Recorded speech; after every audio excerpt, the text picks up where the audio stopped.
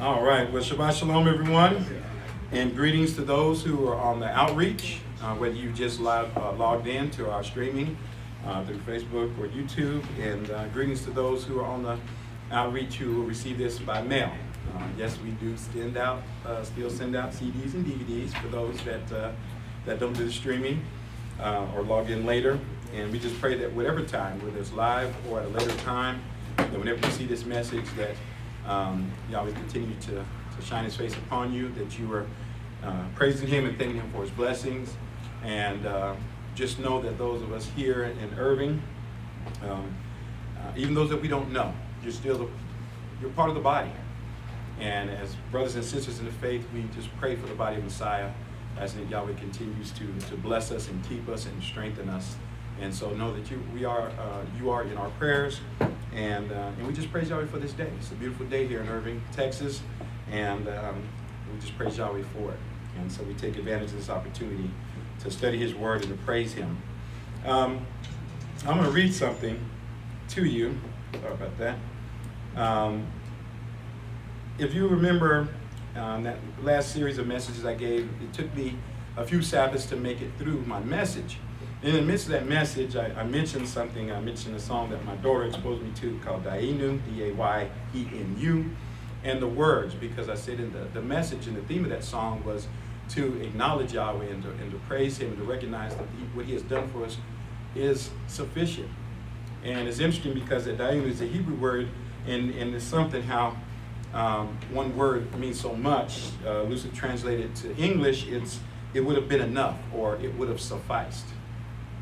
And so I want to read this to you, and then we're going to read some scriptures, and this is something that they usually read in Judaism around Passover. But the message of this is, when we look at it, you'll see that the scriptures that we read support the mindset of what they're talking about here. So I'm going to go through and read it. It's not very long. It says, if He, of course, we know it's Yahweh that did these things. They said, if He had taken us out of Egypt and not made judgments on them, it would have been enough for us. If He had made judgments on them and not made them on their gods, meaning judge their gods, it would have been enough for us. If He had made them or judged them on their gods and had not killed their firstborn, it would have been enough for us. If He had killed their firstborn and not given us their money or their possessions, because remember they looted the Egyptians before they left, it would have been enough for us. If He had given us their money and had not split the Red Sea, it would have been enough for us. If He had split the Red Sea for us and not taken us through it on dry land, it would have been enough for us. If He had taken us through dry land and not had pushed down our enemies into the sea, it would have been enough for us. If He had pushed them down into the sea or drowned our oppressors, depending on what version, because it's written in Hebrew, so the word can be either one, and not drowned our oppressors, and had not supplied our needs in the wilderness for 40 years, it would have been enough for us. It would have sufficed. If He had supplied our needs in the wilderness for 40 years and not fed us manna, it would have been enough for us. If He had fed us manna and not given us the Sabbath, it would have been enough for us. If He had given us the Sabbath and I had brought us close to the mount, and we know why He brought them close to the Mount Sinai, it would have been enough for us. If He had brought us close to Mount Sinai and not given us His Torah or His law, it would have been enough for us. If He had given us the Torah and not brought us into the land of Israel, it would have been enough for us. And if He had brought us into the land of Israel and not had built us a chosen house, and we know that He built His temple, it would have been enough for us. And that's where the song ends, because they, in the Judaism, they stop at the Old Testament. They don't go into the Messiah. But when I think about those things, each time, this thing, if He had just done this, it would have sufficed. It would have been enough. But He didn't stop there. He always does the next thing. And so I want us, because it's easy for us to, and when we look at that, and they're saying it would have been enough, and it should have been enough, but was it? Because remember, they had the manna, and they're like, well, we got the manna, but what about the meat? We want flesh to eat. He brought them into the wilderness. He brought us out here to kill us. We don't have anything to drink. So, see, in retrospect, when you stand back, And that's what Moses said. He said, be still, be quiet, and see the salvation of Yahweh. That's what he's telling them to do. If we just stand back for a moment and look big picture of what Yahweh's doing, we'll know it is more than enough. It is more than enough. It more than suffices. But see, just like them, because we're them, by the way, I don't want us to be sitting with the wagging a finger like, look at those Israelites. Boy, they were something else. No. We murmur too. We complain too. We look at one incident in our life or one moment in life, and most of the time is when we're in the midst of something and we complain and we lose faith and we lose hope, and we don't just step back for a moment and say, hold on, but look what Yahweh has done my entire life. Look at what he has done. And so this is not a Bible study of admonition, maybe in a little way, but it's more I want us to have hope and to be joyous, to recognize what Yahweh's done. It's not just enough. It's not just what he sufficed. It is more than enough. It is more than. And I want us to recognize and for us to have that thankful spirit and mindset and to be grateful and to show that gratitude through our actions and the way that we live our lives. So let's go to Joshua. We're going to go through scripture and we'll see at different stages and at different times what Yahweh has done and what he has said. And when we read these words, it's not just the words that one say, it's not just the action. No, we're not walking into the land of Canaan, but it's the principles, the concept of what Yahweh is saying here. That's what we hold on to, the principle of the message. And so let's go to Joshua chapter 1. We're only going to read 2 verses here. And he's speaking to Joshua in chapter 1, and let's start in verse 8. And this is what Yahweh speaking. He says, the book of the law, or the book of the Torah, shall not depart out of your mouth, and you shall meditate on it day and night, by day and by night, so that you shall be on guard to do according to all that is written in it. For then, then after we meditate on the word of Yahweh, then you shall prosper in your way, and then you shall act wisely. Have I not commanded you? Be strong and brave. And I think some versions say courageous. Are we strong and courageous right now? Be strong and courageous. Do not be afraid or discouraged. For Yahweh, your sovereign, Yahweh, the one we serve, our Elohim, that's who we serve, that's who we worship, is with you in all places where you go. That principle right there, that message right there applies to us now. And this is not some man, this is not some saying, this is not, I know some of us like to, and I'm one of them, I read a lot of different books. This is not some psychologist or some guru telling us, hey, just be strong, hang in there. This is Yahweh telling us because, see, he can actually back up what he's saying. But once again, there's a condition, isn't there? He said, keep my law. Meditate on it. Meditate on the words that Yahweh has said to us. Because some of us have fears that if we remember the promises of Yahweh that we shouldn't have. And I don't want us to live in fear. Be cautious, sure. Be aware, absolutely. I had a brother say, well, we can't be ignorant of what the adversary does. Yeah, Saul says that about, I wouldn't have you ignorant of the devices of the adversary. To know that he operates in that. He operates in fear, causing us to doubt, causing us to be discouraged. Those are the tools he uses. And it comes to us through various means. It comes to us a lot of times through the assemblies, because some of the people who are getting us afraid are the people who are supposed to be encouraging us in the word. So yes, be aware of his devices, but don't be ruled by them. Don't let them lead us into just being unfaithfulness. Don't let it lead to us to disbelief and to doubt what Yahweh has said. Let's go to Isaiah chapter 40. Isaiah chapter 40. We're going to start in verse 1. Isaiah 40, starting in verse 1. Once again, we're focusing on the principle of what Yahweh is saying here. Isaiah 40, verse 1. He said, comfort. Oh, comfort my people, says Yahweh.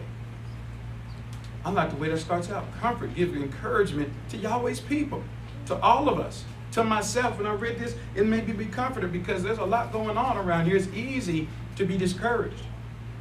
We look on the news, we see people are dying, we see people are killing each other, we see people doing senseless things. There's a lady I work with, I have a student who, she's just been walking around. And I knew something was wrong. Her spirit is troubled. She looks like she's on the verge of crying every day. This is one of my seniors. Senior year is supposed to be happy, right? This is my last year in high school. I'm out of here. And I've known her since she's been in high school. So I go to her and I'm like, hey, baby, what's going on, And she's just like, she's by herself. And so finally she tells me, I'm struggling, Mr. Branch, because my brother was murdered this summer. That's how her summer went. And she's grieving. We've been in school since right at the beginning of August. I think it happened in July. See, that's what I'm saying is Yahweh's people, we have to be able to give that light. We have to be able, when we're walking in hope, when we're walking in faith and belief, that people can feed off that. And that we be able to give words of encouragement. That we be able to let them know that Yahweh does sit on the throne and that He is just. Because I can't say, I don't know. That's just because we can't understand what people do. Why people commit cold-blooded murder and do these things. And so, just counsel with them the word of Yahweh. And she kind of perked up, and because she was missing days, and so since then she hasn't missed any more school. She's been doing better in her classes. She's just kind of coming back to herself. And we know that it takes time, but we don't know. That's what I'm saying. It's more than just us saying praise Yahweh. It's more than us just sitting here and opening our Bibles and reading and then going back and being like, well, we have to carry that character and really be encouraged and know what Yahweh's done for us is more than enough, so that we can project that so people can know the blessings of Yahweh and how He works. Because when they want to tap into that, when you share with them, I understand. Because guess what? One of my older brothers was killed at the hand. He died at the hands of someone else. I know exactly what that's like. But you know what got me through? My walk with Yahweh. How did you deal with that, Mr. Branch? My faith. Really? Yes, my faith. Because my Father looks out for me. And He gave me comfort and peace. And before you say, you're not supposed to be doing it, I didn't put that on. See, if someone asks a question, we can answer that question. I didn't tell her she had to come to services with me. I just explained to her what brought me through. And she's been able to take some of that, and it's helping to get her through. See, I need to make through verse 1. I'm sorry, I'm going to read now. But to comfort one another, that's how we do this in Yahweh's word. He says, speak what? Lovingly to the heart of it. And He says, here's Jerusalem. And I said, we speak lovingly to the people of Yahweh. Yes, cry to her that her warfare is done, that her iniquity is pardoned. For she has taken from the hand of Yahweh and double for all her sins. The voice of him who cries in the wilderness, prepare the way of Yahweh. Make straight in the desert a highway for our sovereign, for our mighty one, the one we worship. And we recognize this verse because it was used when the time of Yeshua, wasn't it? And it's what John quoted. Verse 4, every valley shall be exalted, and every mountain and hill shall be made low, and the knolls shall be a level place, and the rough places a plain. And the esteem, yes, I'm sorry, grandmother. Where are you? I'm sorry, I'm in Isaiah chapter 40. 40. Yes, ma'am. Isaiah chapter 40. My bad. I'm glad you said that. Usually I repeat it 2 or 3 times. That's why I did it. That one time I didn't do it, then see someone asked me. Isaiah chapter 40. And now I'm in verse 5. Isaiah 40, verse 5. It says, the esteem of Yahweh shall be revealed, and all flesh shall see it together, for the mouth of Yahweh has spoken. A voice said, cry. And He said, what shall I cry? All flesh is grass, and all its esteem is the flower of the field. The grass withers and the flower fades because the Spirit of Yahweh blows on it. Surely the people is grass. The grass withers, the flower fades, but the word of Yahweh shall rise forever. That's what we can believe in and hold on to. Go up for yourself on the high mountain, one bearing good news to Zion. Lift up your voice with strength, one bearing good news. What's the good news? We know what that is now on this side of Messiah. The good news to Jerusalem, lift up, do not fear. Say to the cities of Yehuda, behold, your sovereign, your Elohim. Behold, the sovereign Yahweh will come with strength, and his arm rules for him. Behold, his reward is with him, and his ways are before him. He shall feed his flock like a shepherd. He shall gather lambs with his arms, and carry them on his bosom. Those with young he will lead. Who has measured in his hand the waters, and the heavens by a span meted out, and enclosed in the measure the dust of the earth, and weighed in the balance the mountains and the hills of the scales. Who has meted out the spirit of Yahweh, or a man his counsel has taught him? He's asking that question, who's done this? We don't teach Yahweh, he teaches us. With whom did he take counsel? And who trained him and taught him in the paths of justice? And who taught him knowledge? And who made known to him the way of discernment? Lo, nations are as a drop before the bucket. And I like this verse, I read it, he said nations. I know sometimes we get caught up and we think the things on the news and all what's going on in the world. There's a lot of things going on all over the world. But what does it say here? He said the nations are a drop as a bucket. Before Yahweh, as far as Yahweh is concerned, is nothing. They're insignificant in terms of what we're speaking of. And are reckoned as dust of the scales. Lo, he takes up coast as a little thing. And Lebanon is not enough to burn, nor its beast enough for a burnt offering. All, like Bob says, all means all. All the nations are as nothing before him. To him, they're reckoned less than nothing in emptiness. And to whom will you liken Yahweh? Or what likeness will you array to him or ascribe to him? The craftsman pours out the casting image, and the smelter spreads it with gold, and he casts the chains of silver. He too, poor for that offering, chose a tree that would not rot. He seeks a skilled artisan for him to prepare a carved image that will not be shaken. Have you not known? Have you not heard? Was it not told to you from the beginning? Did you not discern from the foundations of the earth? He who sits on the circle of the earth, even those living in it, are like grasshoppers. He has stretched the heavens like a curtain and spreads them like a tent to live in. Who brings princes into nothing? He makes judges of the earth as nothing. Yes, they shall not be planted.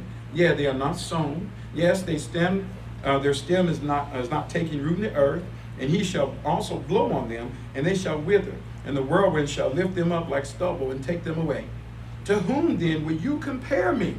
This is Yahweh speaking. Who are you going to compare me to? Or am I an equal, says the Holy One? Lift up your eyes on high and look. Are we doing that? We get so caught up in looking around us. Yes, there are judges and there are rulers on this earth, but what is Isaiah telling us right here? This is Yahweh speaking. And when we read this, we should be emboldened. We should feel good. There shouldn't be any fear or trepidation. People want to make laws. We're like, okay, fine. What's that got to do with me? How's that going to affect me? It's not going to change. You're not going to be able to snatch me out of Yahweh's hands.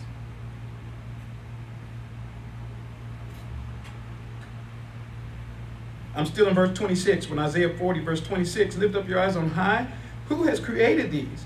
Who brings out their hosts by number, by greatness of vigor and might of power? He calls them all by name, not one is lacking.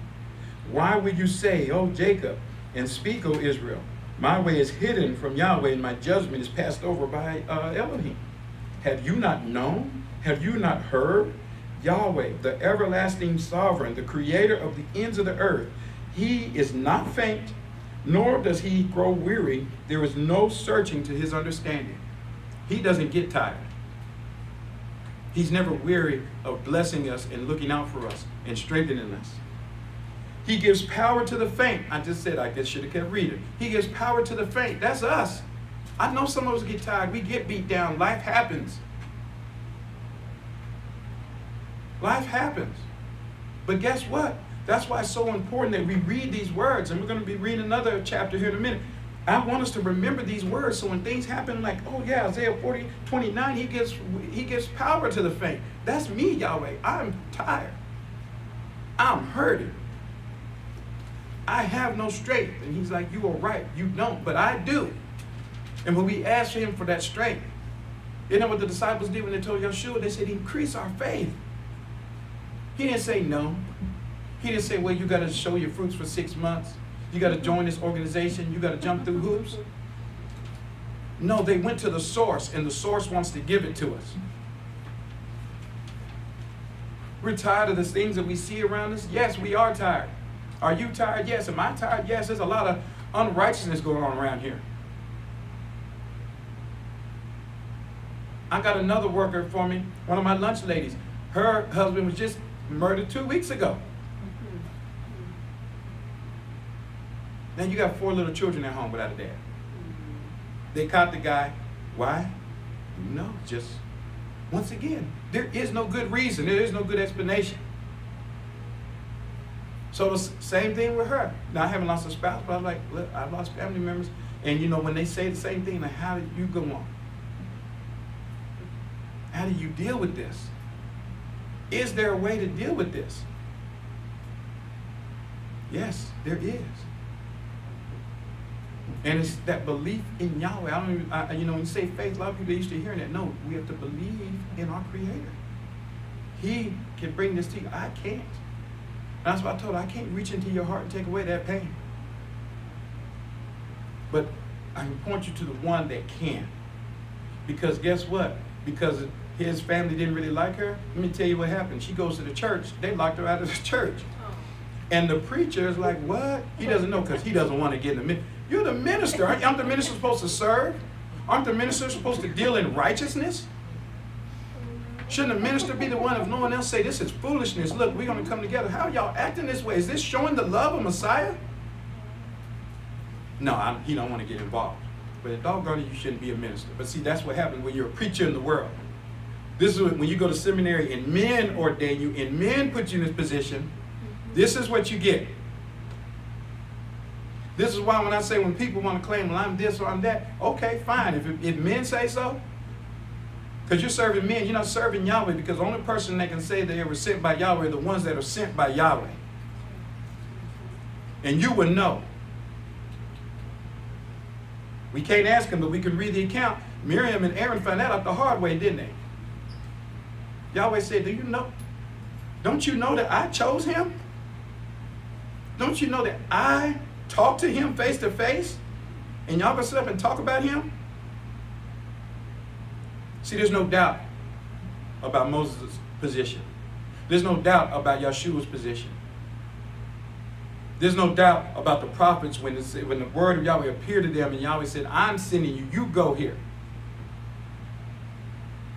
All the rest of these people in this day and age, I don't even doubt, because once they show their actions is not righteous, they couldn't have been sent by Yahweh. They are not sent by Yahweh, and I don't mind saying it. That is anti-Messiah. It's more than just, it was anti-Messiahs during John's time. It's not just those that get up and like, I'm the Messiah. Yeah, they're wrong too. But you know what? We're looking for that being, and there's a whole bunch of them around here right now that are not acting in righteousness, and what they're doing is either in the place of or against what Yeshua has taught. And we sit up wondering, well, I'm not going to say anything because they are the minister. No, they're not the minister of Yahweh. Maybe they're your minister. Maybe that church is over their minister, but they're not ministers of Yahweh. They're not ministers of the body of Messiah. And we've got to lose that fear of being, under these people thinking that they have some special power. They don't.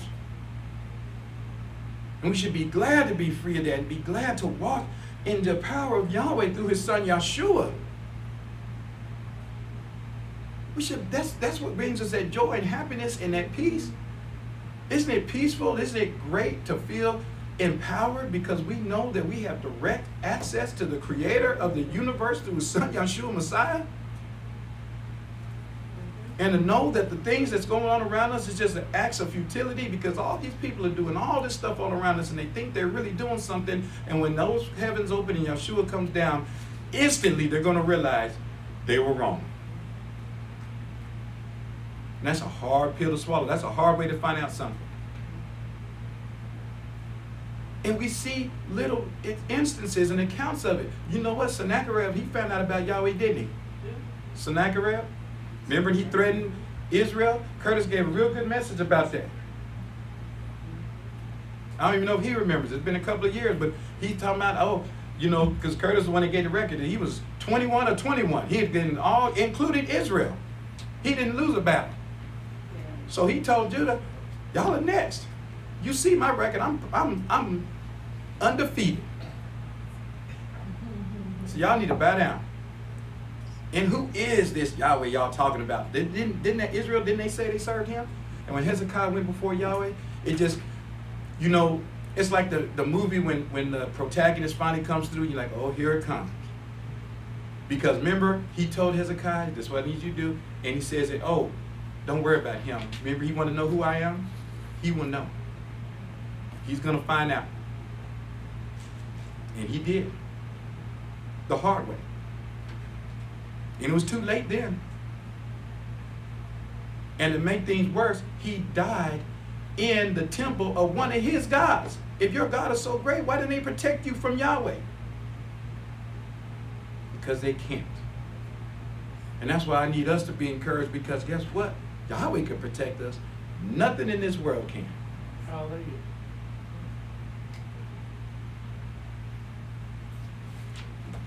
So he gives power to the faint. Isaiah 40 verse 29. And in him with no vigor, he increases might. That's us. Even yous are faint. You know, when we're young, in our 20s, we feel like we can go forever. No, even we get tired and fatigued, and young men stumbling shall stumble. But the ones waiting for Yahweh shall renew their strength or their power. They shall go up with wings as eagles. They shall run and not be weary. They shall walk and not faint. And we even have a song that we sing that has that as a chorus. Daniel, chapter 10.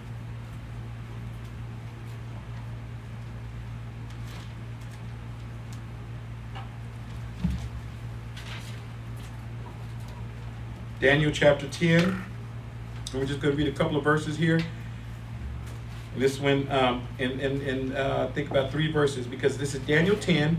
And once again, it's the principle of what's being said here, because Daniel was going in the midst of something else. But in Daniel 10, verse 17, he says, for how can the servant, Daniel 10, verse 17, how can the servant of this, my master, or my sovereign, speak with this, my sovereign? He said, for as for me, there is no power left in me. And we just read, what does Yahweh do for those that have no power left? He says, there's no power left in me. Yes, there's no breath left in me. He was sapped. He was done. And verse 18, he added and touched me, one in the form of a man. We know he came from Yahweh, right? One of his messengers. And he made me strong. And he said, oh man, greatly beloved. Greatly beloved. We're beloved of Yahweh. And in some translations, I think it says you are most precious. I think it says in some translations. But he says, oh greatly beloved, do not fear. First, don't be afraid. And then what? Peace be unto you. Isn't that something? Isn't that something Yeshua said himself? Be strong. Yes, be strong. He says it again. And when he had spoken to me, I was made strong. And he said, and I said, speak, my sovereign, for you have made me strong. Are we there yet? Are we at this point? We should be, and we can be. Because while a being may not appear to us, it may, but that hasn't happened to me. I'll go speak for myself. But you know what does happen? When we do this. See, that can't happen if we don't read the word. How can we be strong in the word if we never read the word?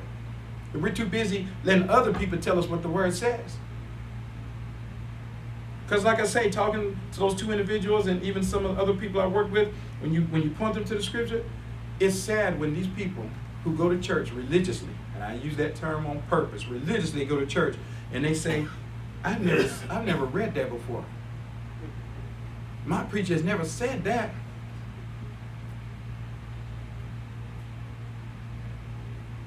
And for some of them, I said, so then why are you there? What good are they? 1 Corinthians chapter 2.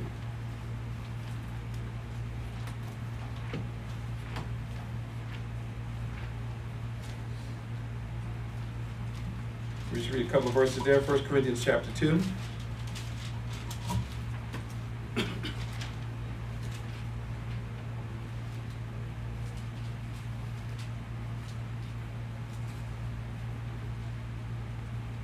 And Now I'm starting verse 1, 1 Corinthians chapter 2, verse 1. He says, "And when I came to you, my brethren, I did not preach to you the mystery of Yahweh in magnificent speech, nor in wisdom." He means man's wisdom. He said, "For I decided not to know anything among you except Yeshua the Messiah and him being crucified. And I was with you in much reverence for Yahweh and in much trembling. My words and my preaching were not enticing words of human wisdom, but with the demonstration of the Spirit and with power, that your faith not be in the wisdom of men, but in the power of Yahweh." That's how we're to talk to one another. All of us. This is not just, "Oh, well, I'm not Saul." No, this is all of us. All of us who claim belief. All of us who name the name of Yahweh. That's how we're supposed to speak to one another and encourage and lift up one another and edify one another. 2 Corinthians chapter 3. 2 Corinthians chapter 3. And let's start in verse 1 here. 2 Corinthians chapter 3, verse 1. And he says, "Do we begin again to commend ourselves? Or do we, as some, need commendatory letters to you or commentary ones from you? You are our letters, having been inscribed in our hearts, being known and being read by all men." And that kind of refers to what I was, I kind of got ahead of myself. That's what people see. They see us. And he's saying that because the words we showed you, that's the message. That's the ministry. Us. You all out there. And all of us. Those who are serving Yahweh. It has been made plain that you are Messiah's letter. Isn't that something? We are the message of Yeshua to the world. Everyone wants to set up an evangelist and they do all this kind of thing. And yes, there's a need and to carry that. But more than that, it's on all of us because we are the letter to the world.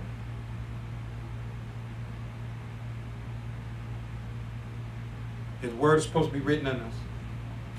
And you know what the world, how they read it, is through our actions and how we conduct ourselves. It's not just in word, but in deed. Ministered by us, not having been inscribed by ink, but by the Spirit of the living Elohim. And I put that, and here I mean Elohim, the mighty one, the living mighty one, the only mighty one.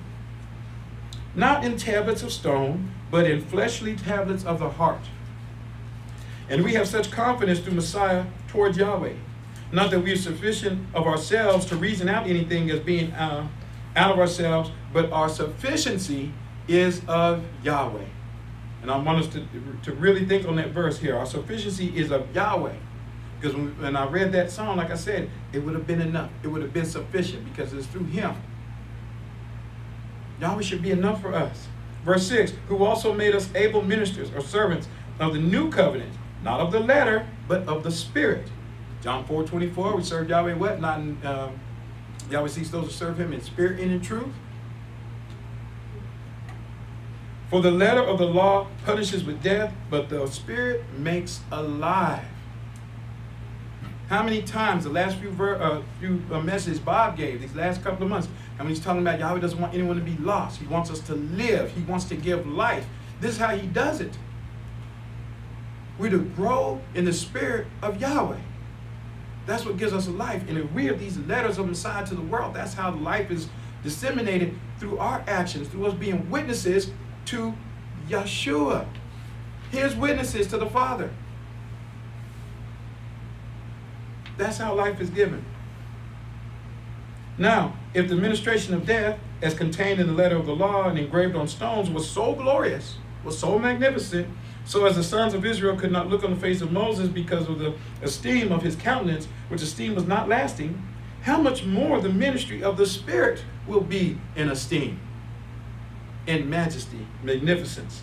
For if there be esteem in the administration of condemnation, much more the administration of the righteousness shall exceed in magnificence. Just as that which was not esteemed or magnificent has been made magnificent in comparison, this excels in esteem. For if that which was not lasting was made esteemed, much more esteem will be to things which remain. Then having such hope, expectation, we conduct ourselves how? Bravely. And we just read verses. We just read that in Joshua. We just read that in Daniel. What? Be brave. Be courageous in him. Or we can conduct ourselves so with the Spirit of Yahweh within us. And not as Moses, who put a veil over his face for the sons of Israel not to look at the fullness and esteem of the things not lasting, but their minds were blinded. For to this day, when the old contract, the old covenant is read, the same veil remains. They can't see it. And it is not known to them that the veil has been removed through Messiah. Don't even know it. We can see clearly through Yeshua Messiah. But even to this day, whenever the books of Moses are read, the veil lies upon their heart. Nevertheless, whenever a man turns to Yahweh, the veil is taken away. Now, Yahweh is that Spirit. And where the Spirit of Yahweh is, there is freedom, liberty. We hear that all the time now in the news. My liberty's being taken away, my rights. But people can't do it through Yahweh. We're in Yahweh. We are free. No man could put us in bondage. No man could put in bondage where Yahweh has set free. But we all, with our faces having been unveiled, see as in a mirror the esteem, the magnificence of Yahweh, and we shall be transformed into the same likeness from one esteem to another, just as the Spirit comes from Yahweh. It all goes back to him. And if we remember this and hold fast to this, then there's no reason for us to be down. He's shown us that access to him. Since we're in 2 Corinthians, let's go to chapter 12. Chapter 12. And we're familiar with this chapter and what took place here, so I'm just going to read a couple of verses. Ephesians chapter 12. I'm sorry, 2 Corinthians. Got ahead of myself. My page turned, I saw it, and I just got excited. 2 Corinthians chapter 12. And remember, this is when Saul was sharing that he had a thorn in the flesh. And what does it say here? Verse 8, 2 Corinthians chapter 12, verse 8, behold, this I entreated our master 3 times that it depart from me. And he said to me, my what? His loving kindness, his favor is sufficient for you, for my power is made perfect in weakness. Do we understand that message? Do we look at it like that, or do we look down and get down on ourselves? Oh, why? Yahweh said, he said, my power is made perfect in weakness. Ours, not his. Because that means we are acknowledging that we can do nothing without him. That's the problem with people now. They think it's them. Because they're so smart. Because they're so talented. They're so strong. They're not. And we understand that everything that we accomplish is in him, and we should give him the praise. Therefore, I'm still in verse 9, I will rather gladly boast, this is Saul continuing, in my weakness, that the power of Messiah may rest upon me. That should be our mindset. Because of this, I am pleased in weakness, in insults, in dire needs, in persecutions, in distresses, for the sake of Messiah. That's the key. If it's because we brought something on ourselves, that's a whole different discussion. He says here, for the sake of Messiah. All these things happen to us because of our following in the footsteps of Messiah. And if so, then don't complain. Remember the scripture, count it all joy to suffer for what? The Messiah's sake. But we have to make sure it's for Messiah's sake, for the word, and not something for ourselves. So that's vanity. For when I am physically weak, then I am spiritually strong. Because we turn to him. Ephesians chapter 3. Ephesians chapter 3. While you're turning there, I'll see where I want to start.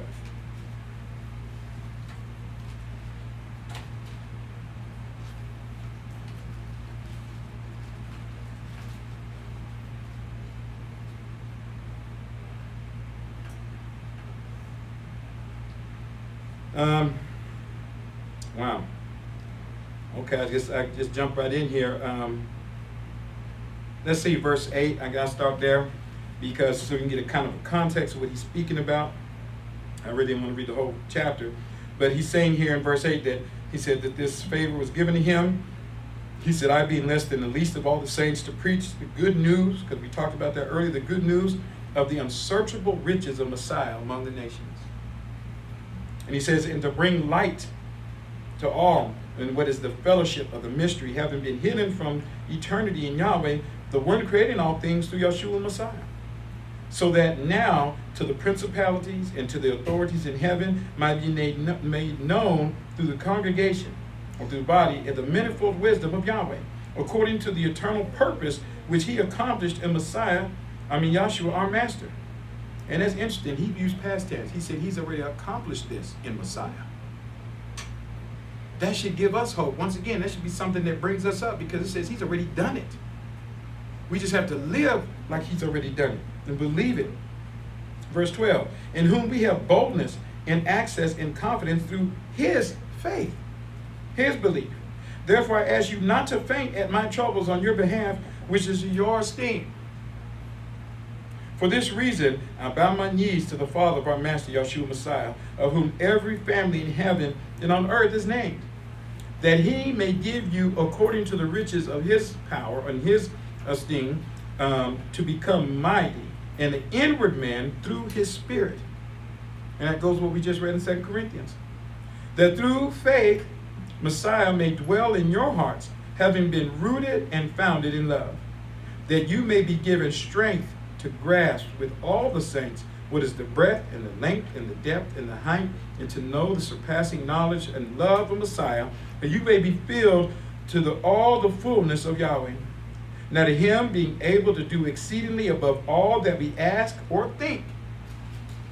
And that's when we started out. He says, even if he hadn't done these things, there's enough. But he exceeds. He always does more than we can ask or think, he says.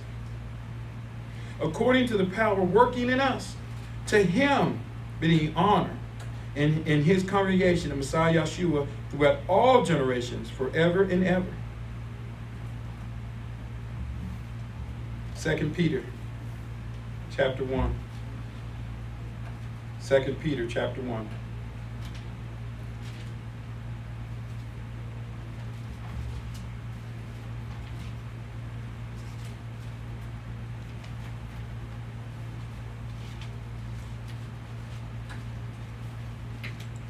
Second Peter chapter 1, and I'm going to pick it up in verse 2. 2 Peter chapter 1, because in verse 1 he's just greeting the brethren. But in verse 2 he says, mercy or grace to you, in peace be multiplied by a full knowledge of Yahweh and of our Yeshua the Master, and of Yeshua our Master, sorry about that, who has given us all things, and once again, all means all. He's given us all things that pertain to the power of Yahweh, for the life and worship of Yahweh, through the full knowledge of the one calling us through his esteem and virtue. All knowledge of these things. By which means he has given us, or given to us, the very great and precious promise, so that through these you might be partakers of his divine nature, escaping from the corruption which is in the world by lust. That's right now. And look at how he's encouraging so that we can be apart from these things. That we're not troubled and brought down by these things. But also in this very thing, having brought in all diligence, having fully supplied in your faith virtue, and with virtue knowledge, and with the knowledge self-control, and with the self-control patience, and with the patience holiness, righteousness, and with holiness brotherly kindness, and with brotherly kindness love. For these things being in you and abounding, they will make you never be useless or unfaithful, or fruitful, in the full knowledge of our Master Yeshua Messiah. For the one in whom these things are not present is blind, short-sighted, forgetting what he was cleansed of his sins in time past. Therefore, brothers, rather be diligent to make your calling and election sure. For doing these things will never or not ever fall. For so will be richly furnished to you the entrance into the eternal kingdom of our Master and Savior, Yeshua the Messiah. And you know, I've read this so many times, but that's a real small word. Entrance into the kingdom. We all want to be in the kingdom of Yahweh, right? And he says, through these things, this is how we get into the kingdom. And for this reason, I am not wearied. He said he's not tired in reminding you continually of these things, although you know them well and are established in this truth. And I wanted to read this, especially for that verse 12, that we shouldn't be tired to remind one another. This is what gives us that encouragement and that boldness and that peace of mind. This is what brings me joy and happiness. I can be happy and I rest at night knowing these things and being encouraged by the word. And when I talk to brothers, when they encourage me in this word, and then being also to turn that around and encourage others in this word. These are the things that should give us that peace of mind and that mindset. Because if you talk to anybody else, most people out there, I mean, just, you don't even have to type in an article. Just go whatever your search engine is. They always have a news thing. Bing, Google, whatever. They have one that says news. Click it. And everything that pops up, there's not going to be anything that says great day. This is what's wrong. This is what happened. And then you have all the articles and you have all the people writing editorials about this is why this is terrible and this is why this is wrong and we should be worried and, bad news. None of it. I even went to Barna. If you know anything about them, they have a whole thing about, religion and spirituality and all this type of thing. Nothing that says, good news, everybody. Yeshua is at the right hand of Yahweh. Good news, everybody. If we do these things, we have entrance to the kingdom of heaven. They're talking about church attendance is down. It's just, you're like, what is going on? We're supposed to be uplifted and edified in the word and by the word and by one another. And like I said, I'm not saying cover up your eyes and say everything is good, everything is fine. We know it's not, that we live in this world. But what we're doing is what Yeshua said is don't be troubled by it. Yes, be aware, we see it, but by all means, and I'll say this, when you go back and read Isaiah 53, have you noticed that when you were reading Isaiah 53, when it starts talking about Yeshua, it talks about him like either in the present or past tense? What he would do? That's in Isaiah 53. He has, or he is, or he has done these things. Because with Yahweh, Yahweh saying what? That's why I read about Yahweh's word. Yahweh says, when I say it, it's done. There's not going to be no, it might happen. If all the stars line up just right, then things will work out. No, Yahweh says, I said it, it is. It's done.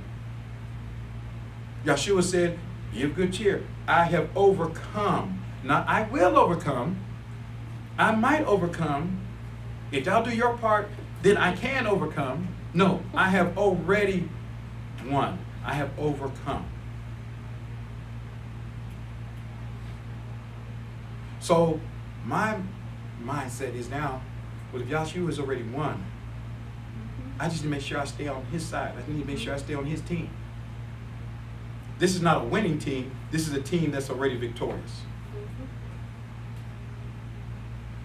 In our vernacular, that's like me joining the Tampa Bay Buccaneers and getting a Super Bowl ring for the Super Bowl they already won. They've already won it. And if they say, okay, Yohance, if you do this, this, and this, you get a Super Bowl ring. You're a Super Bowl champion. Really? That's all I got to do?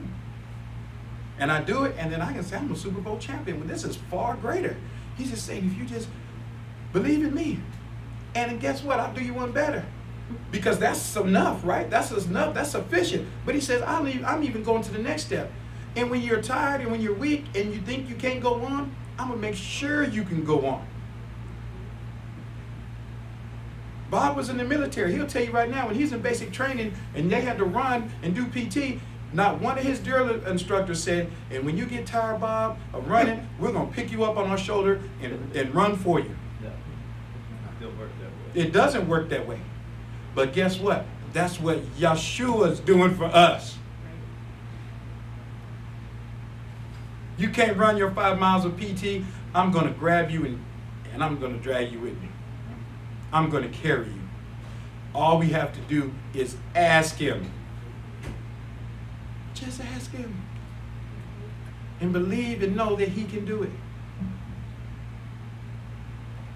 Yes, Raquel. Yeah, no, it just reminds me of like, the Shema in Deuteronomy, the Uh-huh. first commandment.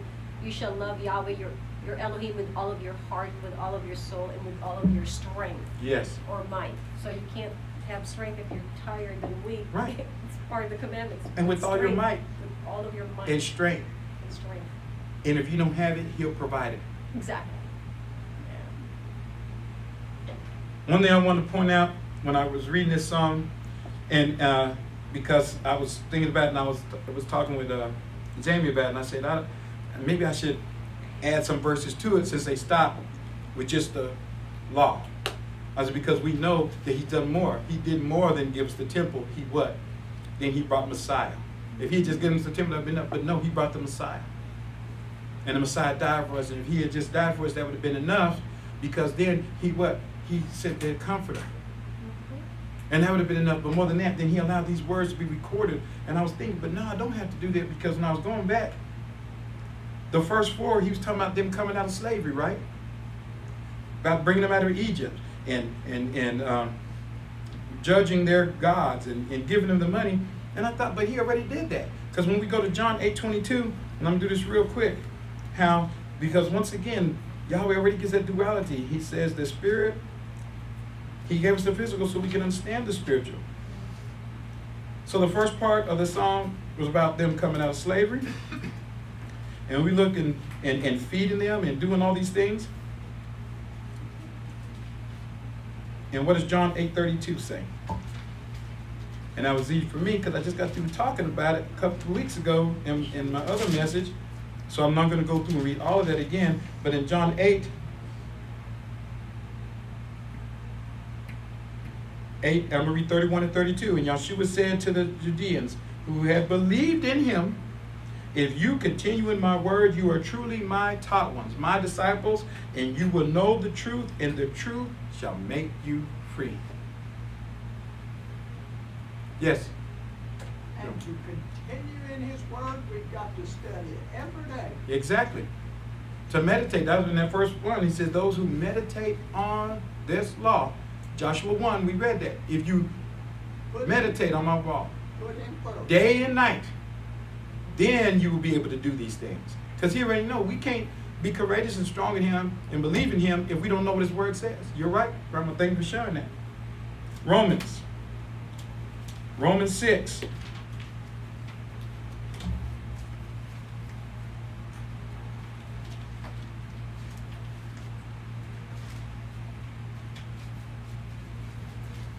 Romans chapter 6. Once again,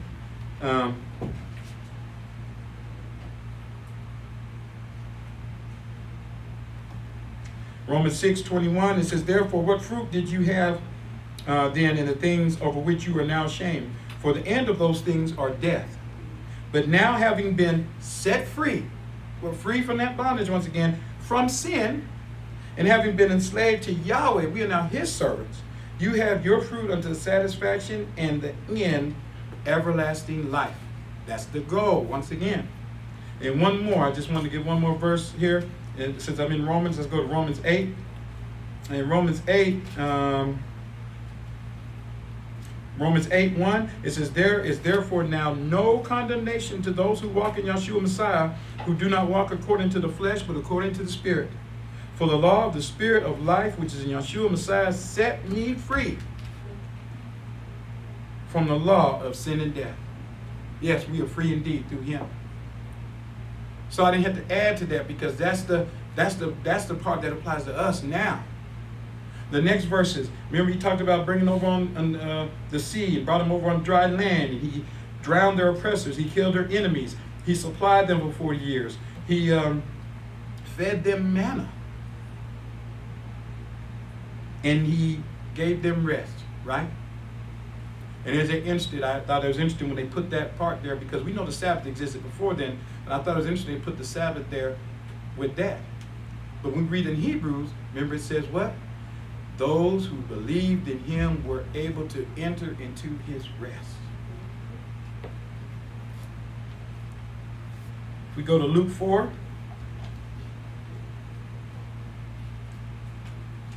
We see a strong application for us now. in Luke 4.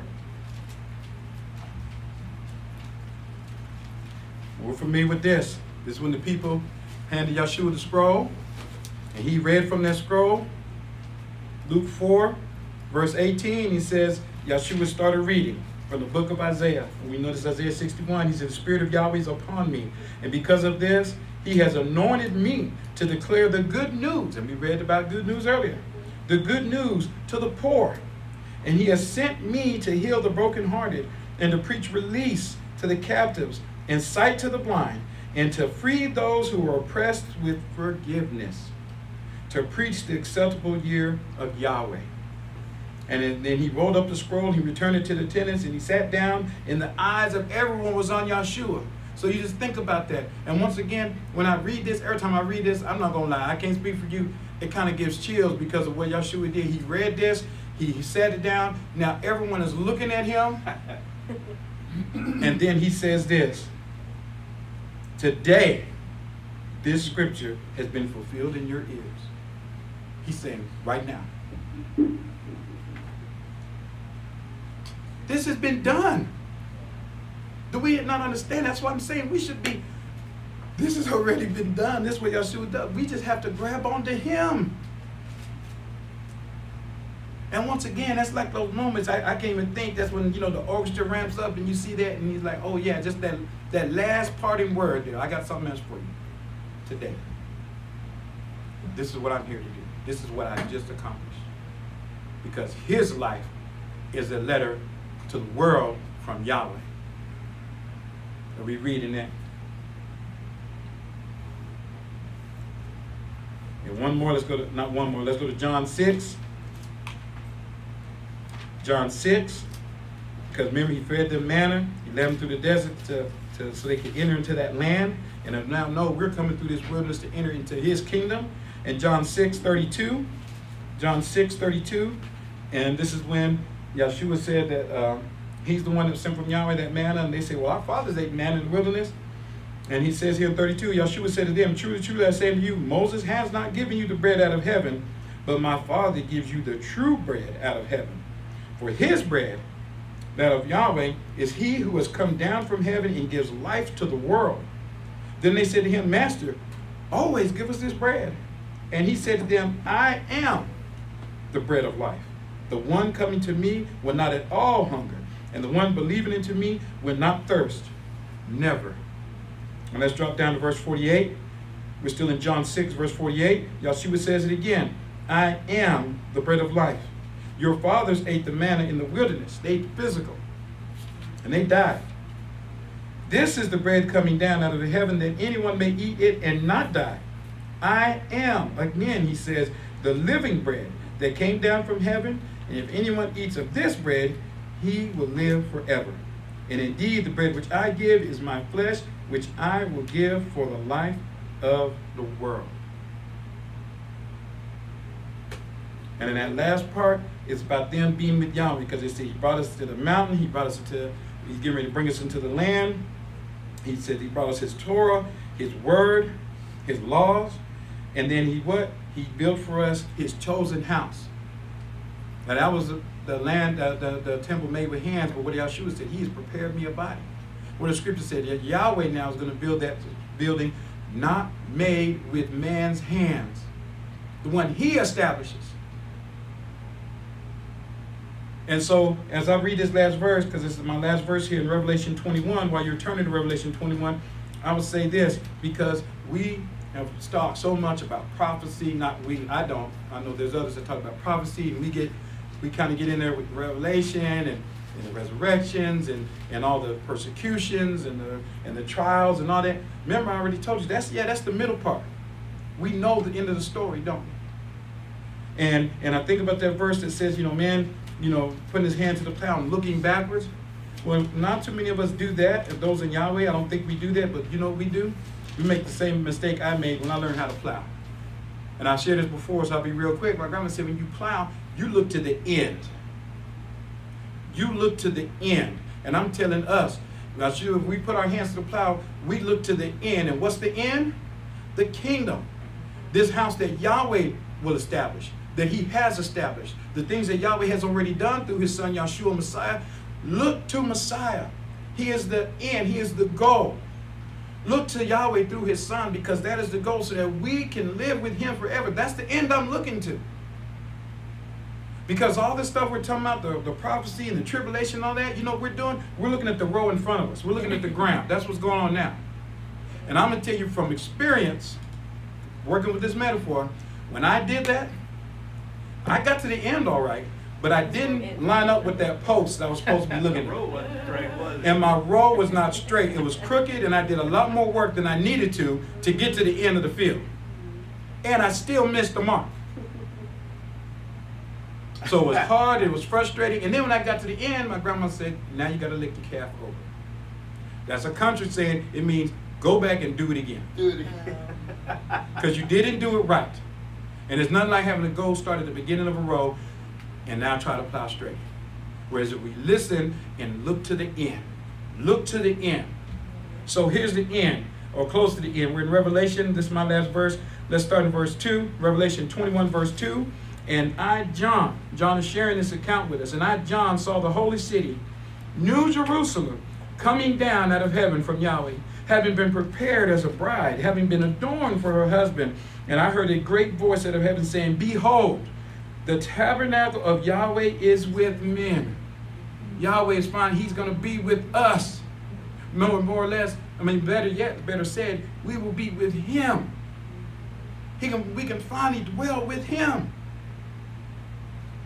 And he will tabernacle with them. This is what we're looking to. We want to be with Yahweh. And they will be his people, and Yahweh himself, Yahweh the Father, he will be with them as their sovereign. We'll be in his reign, in his presence. And he will what? Wipe away every tear from their eye. And death shall be no longer, no mourning, no wailing, nor will there be any pain evermore, anymore. For the former things are passed away. Man, that's powerful. That's wonderful. And the one sitting on the throne said, behold, I make all things new. And he said to me, write, because these words are faithful and true. Once again, Yahweh said, when I say it, it's done. And he wanted John to get this down. You write this. So that we now, looking at this, this is what we're holding on to. This is what should give us that joy. All this, that's the road down in front of us, y'all. We still got to plow it, but guess what? I don't have to be looking at it. I'm looking to Messiah.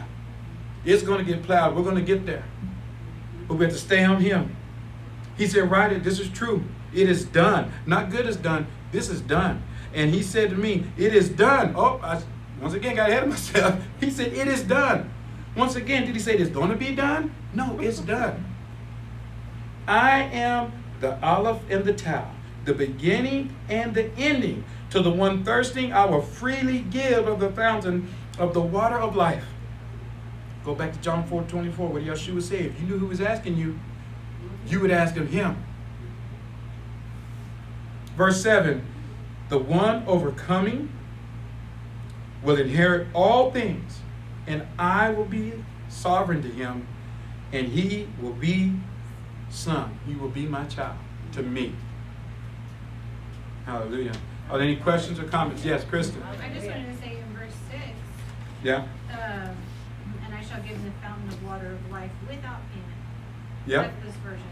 Without payment, because the payment's paid. Yeah. Yeshua paid it for us. So he's saying we don't, it's already been paid for us. The free gift. Like scripture even says that free gift, eternal life. Thank you, Chris, for pointing that out. Any other comments or questions? Anything you clarify? Yes, Kat. When Yeshua's speaking in Luke 4, 18, he's quoting Isaiah 61, 61. 1 and 2. It doesn't talk about the blind in Isaiah. And did you notice that? I did, and I didn't point out, but for those that, just in case you can hear Kathy point out, Yeshua, in Isaiah it doesn't talk about the blind, but we know when Yeshua came, he talked about those things because he's that word that he became them. But he's mentioning that the first part, yes, was quoted. And then he's finishing up, what, to open up the eyes of the blind and the deaf hear. Go ahead. I was just gonna say that it does say it in the Septuagint. Oh, it does, so maybe it's not in right. the Masoretic, it's in the Septuagint. All right, she said it's not in the Masoretic, but it is in Septuagint. Yes, Tony? Well, I'd just like to add on that, that is true that in the Greek New Testament it quotes from the Septuagint. Mm-hmm. But if you read that same verse in the Dutile Hebrew, Mhm. it quotes from the Masoretic text. The Hebrew book of Matthew quotes from the Masoretic Hebrew text. whereas Okay. The Greek New Testament does quote from the Septuagint most of the time. Oh, okay. So were those words there, or are you agreeing with her that they were added? I'm just saying if you're reading that book of Matthew that was Luke, but then also when we do Oh, have for the book Matthew. we do have the book of Matthew in Hebrew. Right. And many times when it quotes the Old Testament, it'll quote, or all the time, it quotes from the Masoretic text. Oh, okay. Whereas if you read the Greek New Testament, it quotes from the Septuagint. Septuagint. But Thank you. I'm only being specific about the part about the blind. About We the know that blind. Yeshua healed the blind, and no one before it, all the miracles that happened before, no one healed the blind Mhm. until Yeshua did it, and he said it, and that's why I believe. And he came to heal the blind. And it kind of leads to John 9, because remember something very telling. He healed a literally blind man. He was literally blind. But that blind man, remember at the end, when they kept asking questions, he says, I don't know, but all I know I was blind, but now I see. Which was more than just physically, but he saw Messiah. And they got upset. Yes? Yeah, I was just gonna mention that when Yeshua breathed his last breath and said, "It is finished." It is done. I think Yeah. it's not just when he passed, it's the same thing as in Revelation. It is Right. done, it is finished. He finished what he Before was he's sent to wrapped, do. yeah. Yes. I didn't have to wait until the end. Thank you, Raquel. Any other? Thank you. Hallelujah. And we'll be back at 3 o'clock.